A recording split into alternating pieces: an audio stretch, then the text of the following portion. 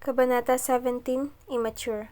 On my last year before college, I was not enthusiastic in going to school. Kahit paano, inakala ko rin na may excite ako. Kahit pa gusto ko manatili sa Castellona, hindi rin naman ibig sabihin noon na hindi ko na gusto ang Manila. Dito ako lumaki at nasanay ako sa syudad. I admit it, I only changed my mind about Castellona after knowing Achilles. I smiled at the thought of him as I stared at my desk. Mula nang bumalik ako, napansin ko kung gaano kababaw ang mga pagkakaibigang nabuo ko rito. Always trying to prove something. Always seeking for attention. Always wanting to be on top of the social pinnacle. Really thought you went to France to study? Sa probinsya ka lang pala pumunta? Si Lyra, ang isa sa mga naging kaibigan ko kahit paano. All our seniors are now in college. Iilan doon ang sumuporta sa akin noong mahilig pa ako sa theater, pageants at modeling. Right now, I have no interest in it. Somehow, I have other plans. Saang probinsya ba at kilalang school ba? You know, Thraya won the school's first ever pageant. Ang sabi ni na Amelia noon, ikaw daw dapat sana. The school promised to keep the tradition and put up your picture or sculpture in the museum. Kaya sayang at wala ka nun. I don't mind. Sabi ko nang wala man lang excitement at panghihinayang. She refused the modeling offers though. Taga-ibang school daw tuloy ang kinuha. Ayaw din ni Thraya mag-advance sa pageants. Mukhang iba ang priority niya. You should try this year's pageant, madam. You will then advance to a greater pageant and modeling. Hindi ba yun ang gusto mo? Sabi ni Amelia, sobrang laki daw ng potential mo. Your face is really for modeling. Magaling lang talagang sumagot si Thraya, but she's on the cuter side kasi. Kaya sabi nila, mag-advance man siya sa international pageants, she will... I'm not interested. I cut her off. Oh? Ano nangyari sa'yo? Bakit ayaw mo na? That was also a question for myself. I have always known that I only linked those things to get the attention that I want. But a part of me also expected that I naturally like modeling and such. Ngayon na halos wala na akong interes, hindi ko tuloy alam kung talaga bang gusto ko iyon. Hindi lang dahil sa attention. Ayaw ko lang, sagot ko. Kasi ayaw ng mama mo? Sabi nila, yun daw ang dahilan bakit ka pinag-transfer ng school noon. Suddenly, I realized something. They are right. Why didn't I think about this? Alright, I'll join. Hindi ba iyon naman ang gusto ko, ang bumalik sa Castellona? Kaya bakit ako titigil sa pagbubulakbol? If that's what my mother hates the most, then so be it. I am going to trigger her into sending me back to that province. Katawagan ko lagi si Achilles pero hindi ako kontento roon. Anong sasalihan mo? Si Achilles sa kabilang linya. Araw-araw kaming nagkakatawagan. Kung hindi 2 o 3 beses sa isang araw, lagi pa rin kaming magka-text sa mga free time. There's this pageant in school na sasalihan ko. To pass time, you know. It's so boring here. Walang challenge sa school kaya pageant? I suddenly remember Alana. Bilib na bilib sina Olivia at Charlene sa kanya dahil nanalo sa putyo-putyong pageant sa Castellona. Well, our school has the best girls in the city. Kaya ang manalo rito ay sobrang laking bagay na. Oo, pageant. Para saan at bakit ka sasali? Kumunot ang noo ko. Nahimigan ko ang disgusto sa tinig niya. I'm just bored and our school don't usually do this. Nito lang nakaugalian. Ako dapat ang pambato sa first ever pageant nila noon until I transferred to Castellana. Bored ka kaya ka sasali? Medyo namangha siya. I chuckled. Yes, and for sure I'll win. Hindi ba ayaw ng mama mo ang gawin mo yan? Sumimangot ako dahil pakiramdam ko, ayaw niya rin. Bakit? Ayaw mo rin? Hindi siya sumagot.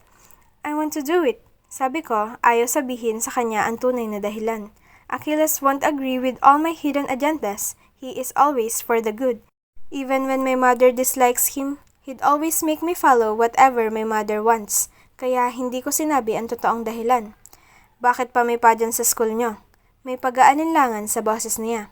For experience, I guess, they think it's healthy for us to engage in such things. Hindi ba conservative ang school nyo? Paano ang mga...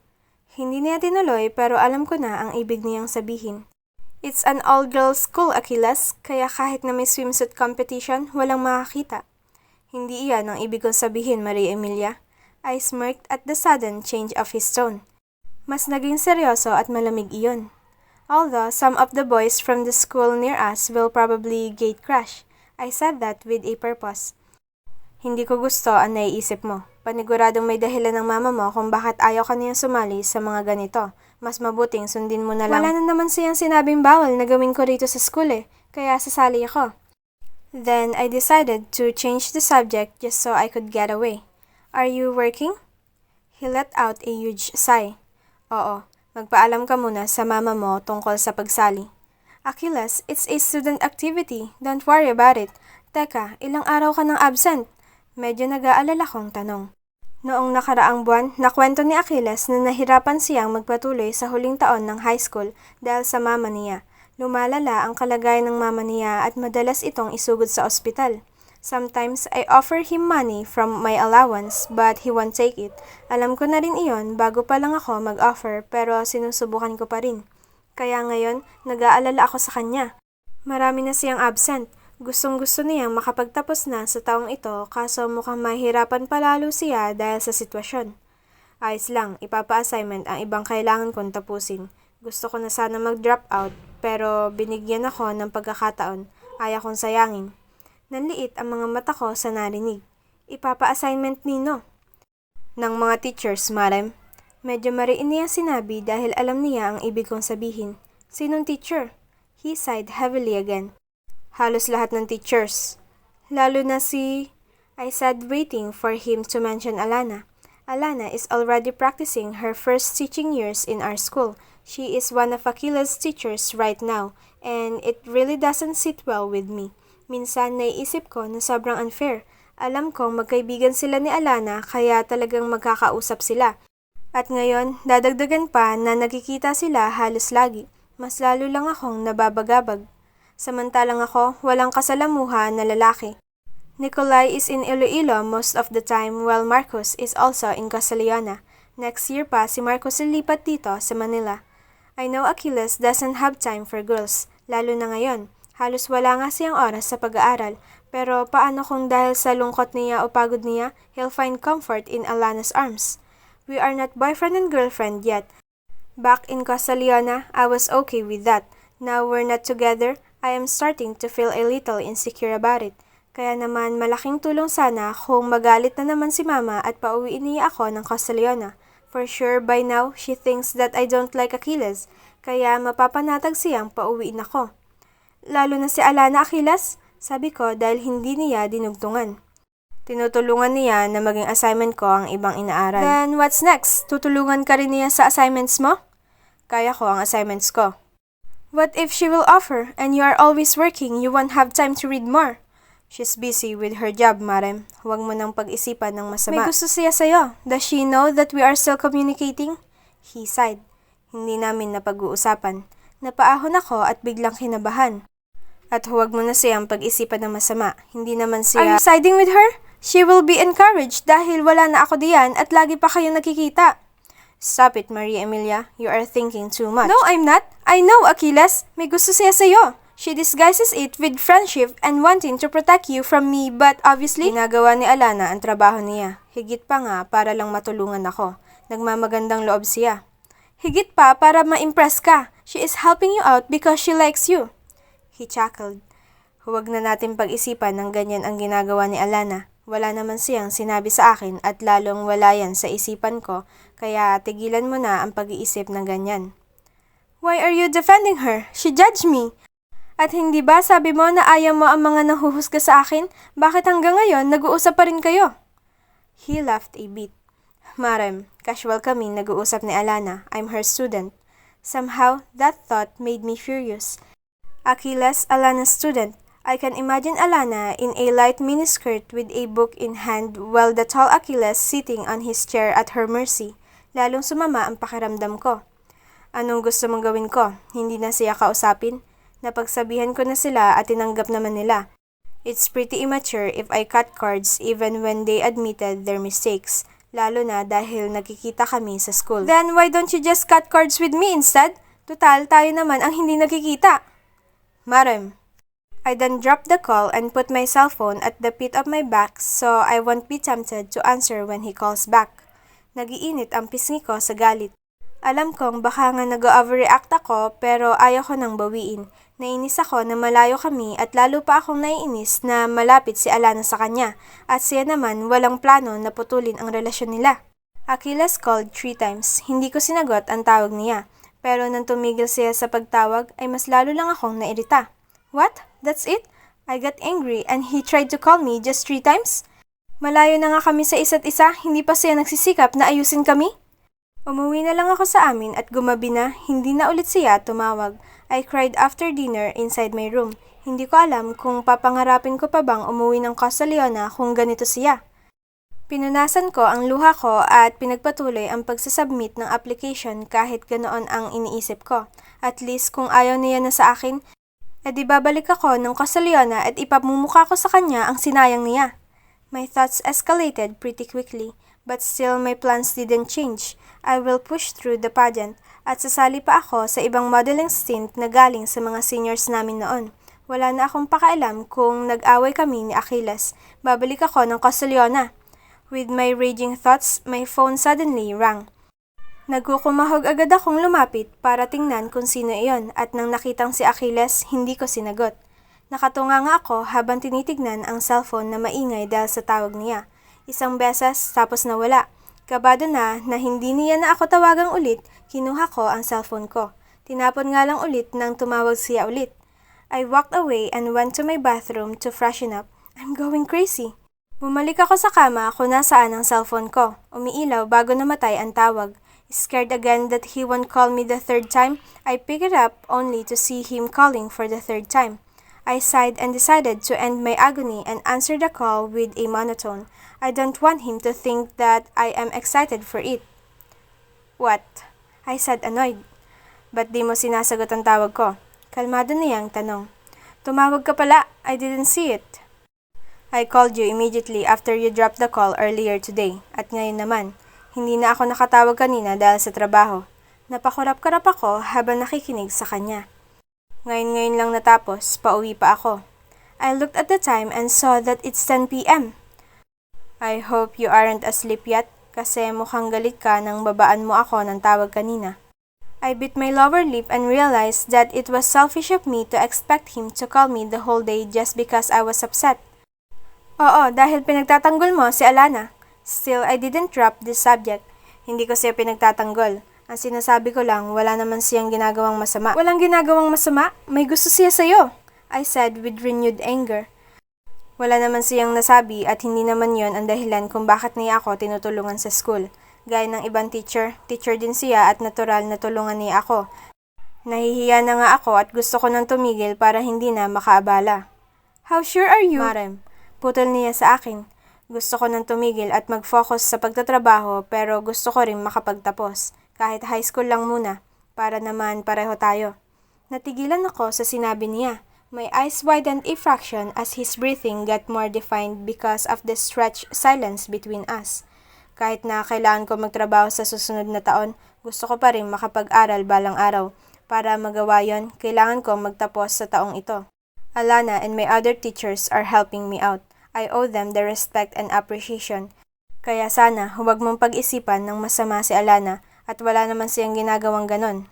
Kumunot ang noo ko at medyo nairita na hanggang ngayon pinagtatanggol niya si Alana. Nagalit na ako't lahat pero imbis na pagbigyan ako pa ngayon ang dapat magbigay sa kanya. What do you want me to do? To drop out so we won't talk to each other? So she won't be able to help me at school? Ganon ba, Marem? Ngumuso ako. Galit ako pero alam ko na may punto siya. Ganito naman lagi. It always feels like my anger is irrational and eventually I will then think he is right. May sama man ng loob na konti pero alam ko pa rin na tama siya kahit paano. She isn't throwing any advances at me. Ganoon na baka gwapo ang tingin mo sa akin para habulin ng lahat? He then chuckled. Kinagat ko ulit ang labi ko. I imagine him tired from his work, needs to finish his homeworks, needs to tend to his mother and eat his dinner, but instead, he's here calling me to check on me. He even tries to joke around, probably to assure me.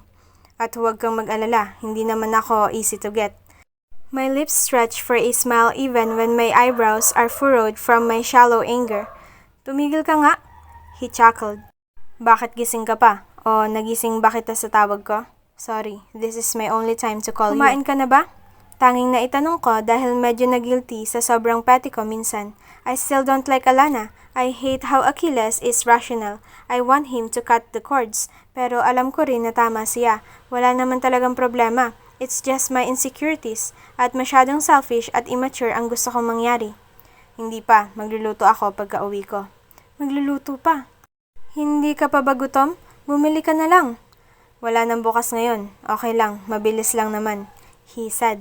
That was our routine almost every month. At kahit pa ulit-ulit naming napag-aawayan yon, hindi siya kailanman sumuko sa akin. Kahit pa gaano ako ka-immature at selfish, lagi siyang nagpapaliwanag hanggang sa maintindihan ko. Kahit pa sobra-sobra na ang galit ko, hindi pa rin siya natitinag. All of that in the midst of him surviving his predicament at school, at work, and at home. Para saan ba ito, Iha? Si Tita Domitilla nang nagkita kami sa Manila. Sasali ako sa pageant at sa iba pang modeling stint. Agad akong nakukuha syempre dahil kilala ang pamilya namin. Iyon nga lang, wala akong suporta. Hindi ako pwedeng kumuha ng kilala kong designer kasi paniguradong kilala rin iyon ni Mama. Paniguradong hindi pa nagsisimula ang pageant, malalaman agad ni Mama na sumali ako. Kaya lumapit ako kay Senyora Domitilla. She will understand. Sasali po ako sa pageant sa school, tita. Oh, that's great. Sabay tingin niya sa akin mula ulo hanggang paa. You are already a beauty queen. For sure mananalo ka.